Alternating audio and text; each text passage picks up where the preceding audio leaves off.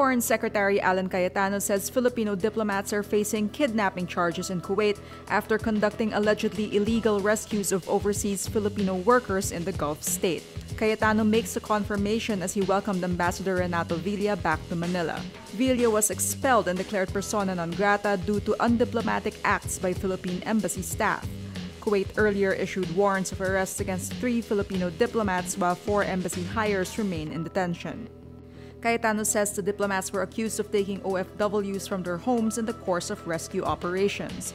But he clarifies the Philippine embassy generally doesn't respond to distressed OFWs unless it coordinates with the Kuwaiti government.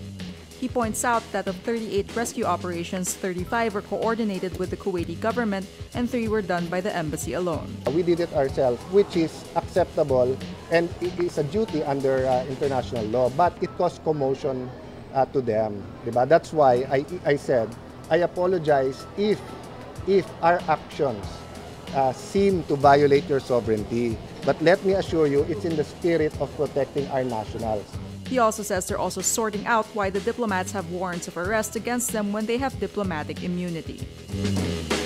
British political consultancy firm Cambridge Analytica on Wednesday says it is closing and will file for insolvency in Britain and the United States after failing to recover from the Facebook data scandal.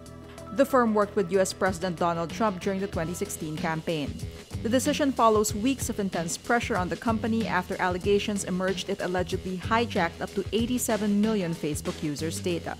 Cambridge Analytica vehemently denied exploiting that data for Trump's election campaign, claiming it deleted data obtained in breach of the social network's terms of service.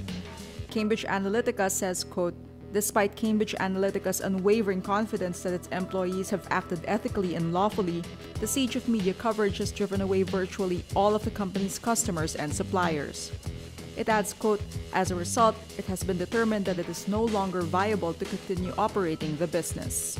It first became embroiled in scandal in March when Canadian whistleblower Christopher Wiley, a former analyst for the firm, revealed it created psychological profiles of tens of millions of Facebook users via a personality prediction app.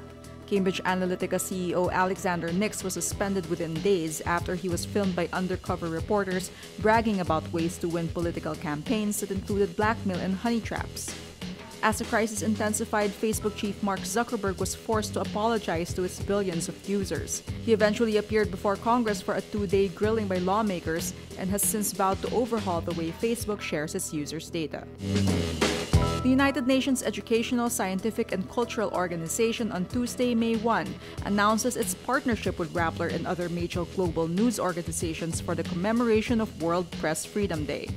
The worldwide campaign aims to bring together media groups from different countries and regions to support free and independent media. This is the first time a global alliance of independent news organizations will come together to encourage their readers to consume news from various publications.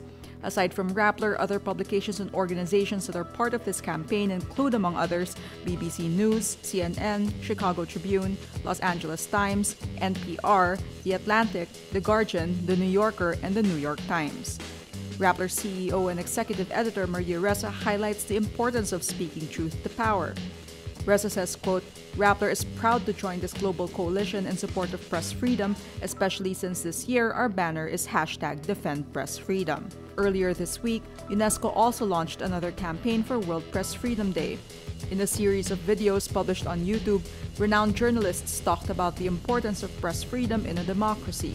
For more stories on issues surrounding this year's celebration of World Press Freedom Day, visit rappler.com/pressfreedom2018.